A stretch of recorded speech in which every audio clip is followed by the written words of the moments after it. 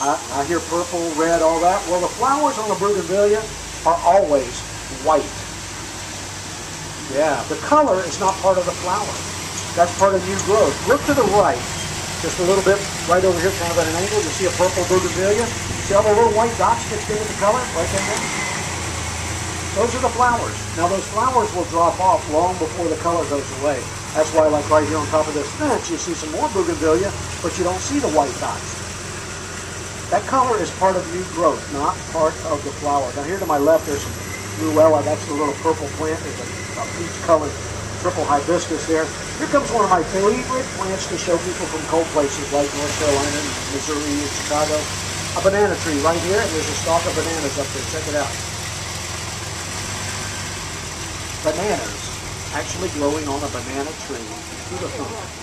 There's another bougainvillea here to my left, and there's some lantana, the yellow plant.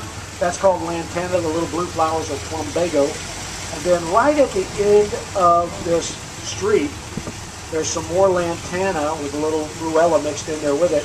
It's an orange and a yellow lantana. This stuff comes in every color of the rainbow. Beautiful stuff. Now I've got to be quiet for the next block and a half. It's what we call a quiet zone. I will be back.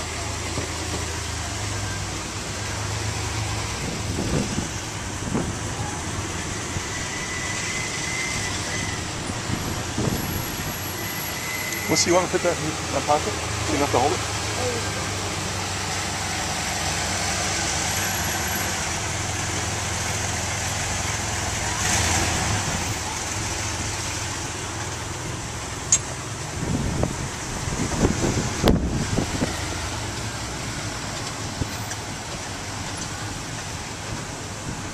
I think it's hard to do this tour backwards. I asked. Did I not ask? Is it hard, like, to pay attention, or is it hard, like, your stomach to... Oh, no. Now, I mentioned a little while ago that the island of Key West is 4 miles long by 1.5 miles wide. That's twice the size that it was in the early 1800s. The way the island doubled in size was due to the dredging project. We used to scoop material up from the bottom of the harbor, spread it out. Everything to the left of this train extending out about 2 miles. That is called Newtown. It was created by Navy dredging project. But the way we grow the island today, we don't use dredging. It's not ecologically friendly. The way we grow the island today is right here to my left.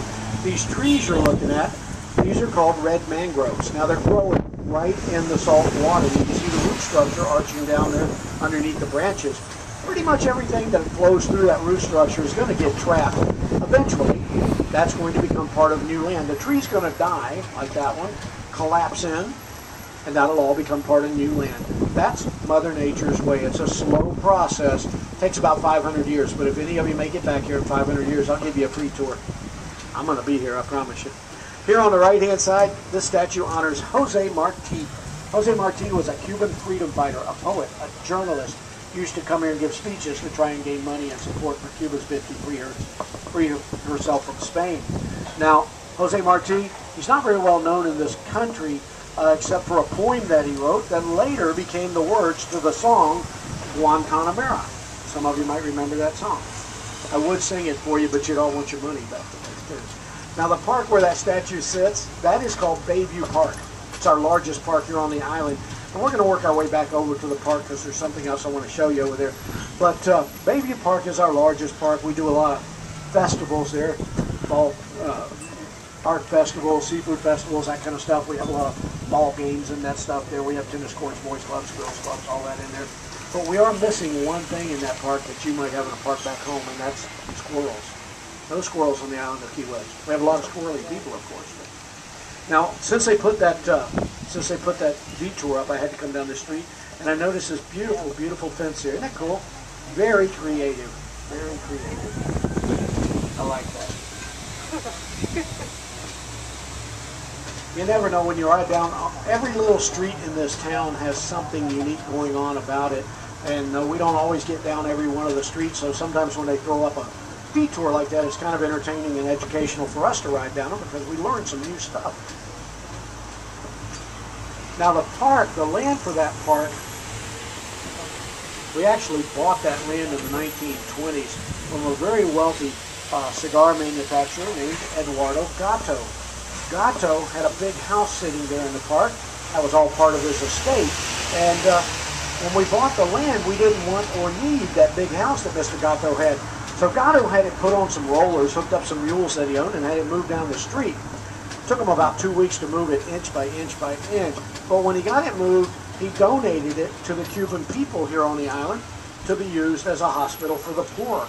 They named it Mercedes Hospital, named after his wife, Mercedes.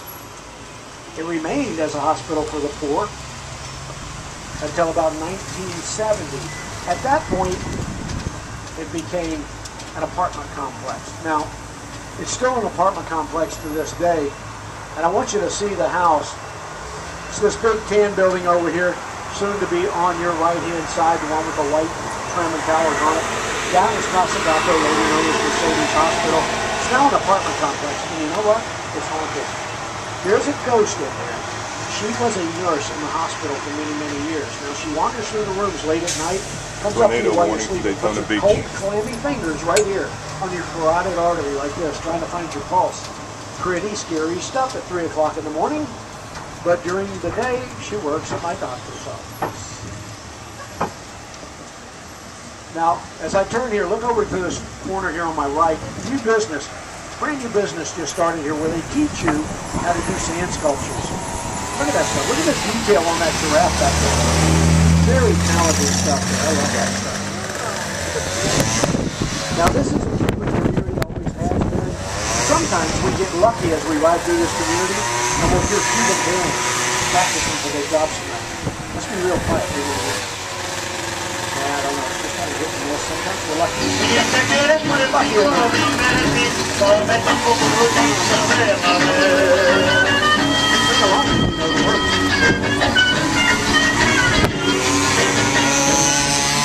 This part of town I love because I can get two of my favorite things in the world right here. One is Cuban bread. They bake it fresh every day with no preservatives. It makes great sandwiches, but you have to eat it on day 1 or day 2 because day 3 you can drive nails with the stuff. The other thing you get in this neighborhood that I love is Café Cubano, Cuban coffee. It's kind of like espresso with a Ricky Ricardo twist to it. Comes in a little small plastic cup. They call that a bucci, which is just a mouthful. But I warn you, one little bucci gives you about 3 weeks worth of caffeine. Look over here to the right. Look at the tiger. The teeth of that tiger are spark plugs. The entire tiger was made out of an old car. It was built by the high school welding class to be the mascot of the Glen Archer Elementary School to our right. Now that's the high school welding class. They built the mascot for our current high school, and it looks like this. What I'm holding up here, this is a conch shell. The word is spelled C-O-N-C-H, but it is pronounced like a conch on the head. A conch is actually a sea snail, a mollusk really. We make a lot of good dishes out of the meat of that animal. We make conch salad, conch fritters, stewed conch, fried conch, cracked conch, cream conch, pink conch, conch chowder. It's all good stuff. But everything on this island sooner or later becomes known as conch something or southernmost something. For instance, if you're born on the island of Key West, you are called a conch. If you live here for 7 years, you become a freshwater conch. If you're playing football for the high school football team, you're a fighting conch. If you're dating one of the cheerleaders, you're dating a conchette. And you guys, you're on the conch tour train. But did you know you're in the Conch Republic? We're an independent nation right here. Let me tell you how it started. This is a true story. 1982, the federal government of the United States blockaded U.S. Highway number 1. They were stopping every car as they were leaving the Keys, searching them for illegal drugs and illegal immigrants, but they were killing our tourist industry. So we asked them to take down barricades. They said no. We said, all right, you're going to treat us like a foreign country. That's what we're going to become. On April 23rd, 1982, we seceded from the United States. Then we declared war against the United States. And then we attacked the Navy base. It's a true story. We marched over to the gates of the Navy base. Navy personnel were waiting for us, and we bombarded them with great big chunks of stale Cuban bread.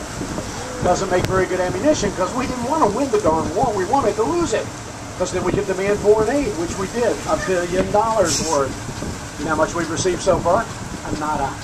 But what we really wanted was publicity. We made national news. Turns out the federal government is not allowed to blockade American cities. They had to take down the blockades. We became the Conch Republic, and we have our motto. Our motto is, we succeeded where others failed. And that is the Conch Republic story, and it is a true story. This black marble structure right here, that's our age memorial. And that other thing right there, it looks like the unfinished bridge to Havana, Cuba, that's actually the White Street Fishing Pier. Now coming up on the left-hand side of the train, we're going to see a brick structure called the West Martello Tower. This was a Civil War era fort. They started building it back in 1856, but they didn't finish it due to the invention of the rifled cannon. Made those kind of forts obsolete. Then here on my left is my favorite part of the tour, Hicks Beach. This is a free beach with free parking, free pavilions, and beautiful powdery sand right there. Now the sand that you see there, that's imported sand. We have to import sand from places like the Bahamas because you notice there's not a lot of big waves crashing in on the shore. And the reason is there's a coral reef out here 5 miles out, the third longest coral reef in the world. Runs from Miami around the tip of Florida all the way to I can't stop. Are we getting sick? We're going to be stopping in about. Okay, give me a moment to pull over here.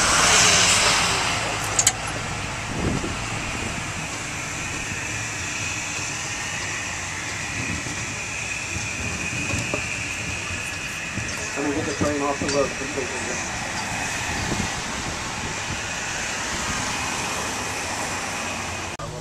Try to call him again.